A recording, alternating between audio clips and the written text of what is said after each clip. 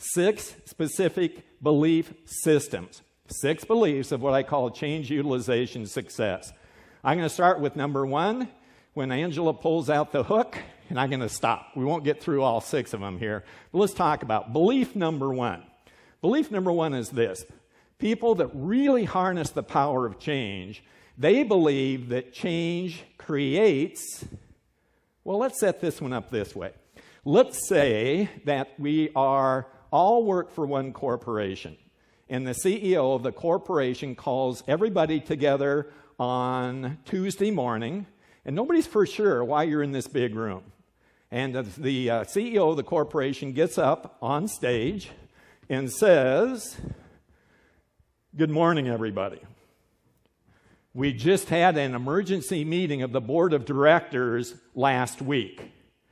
And I'm here today to announce to you a new round of big, huge, gigantic changes we're going to make in this company beginning next quarter.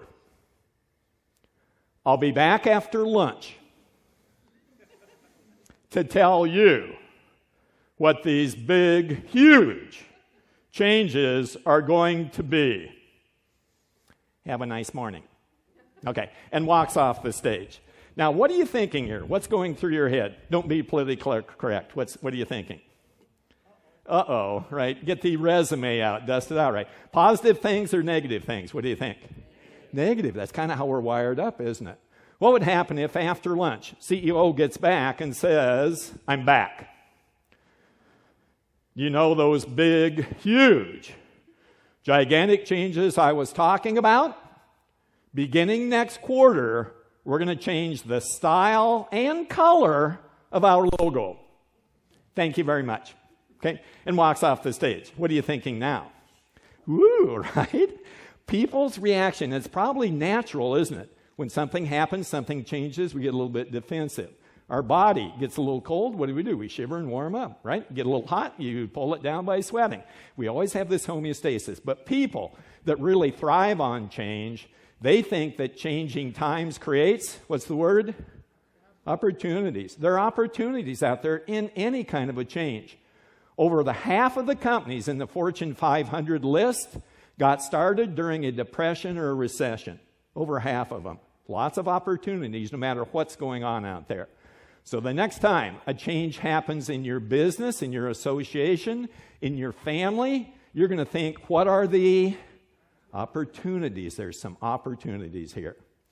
Belief number 2, very foundational, very important, very basic. That is when things change. When things change out there, we've got to change some things in here.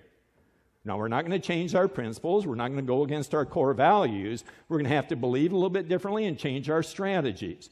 Easy to say, harder to pull off in the real world, isn't it? Let me give you an example of this.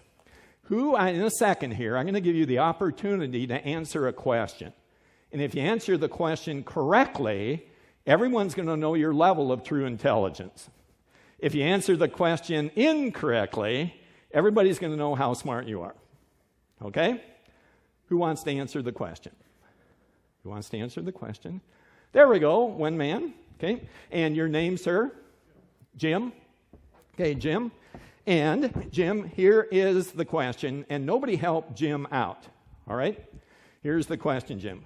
What is the capital of the country of Malaysia? The other part of the country? Yeah, Malaysia's off the map now, so it's the other part of that country. Oh, it's off the map? Yeah, we had to get rid of it. We had to get rid of it, okay. Remember the capital of it. I got it. Glad I asked you here, Jim. This is great, okay. You don't know the capital? I don't know. Okay. It's 6 million people, huge, Kuala Lumpur. Kuala Lumpur, okay? Okay. What is the capital of the country of Mexico? Mexico City. Give the man a hand. Give the man a hand. Excellent, Jim. Very good. Jim, you get $5. You get it, okay? Now, this is a free gig, so he gets $5. If it was paying, I'd give him 20. So we got, kind of balance things out here, right? Okay. Now, he's got the money and you don't. Why does he have the money and you don't? He took the chance. How many of you found it was easier to not raise your hand? Let me see. Yeah, raise your hand if you found it easier not to raise your hand. Okay, right. So it was easier to stay in your nice little what? Comfort zone. There you go. You stay in the comfort zone. It's easy. I don't have to raise my hand. Can't make any mistakes out there, even though things are changing out there. I don't have to change some things in here. See what I mean? When things change, you've got to change.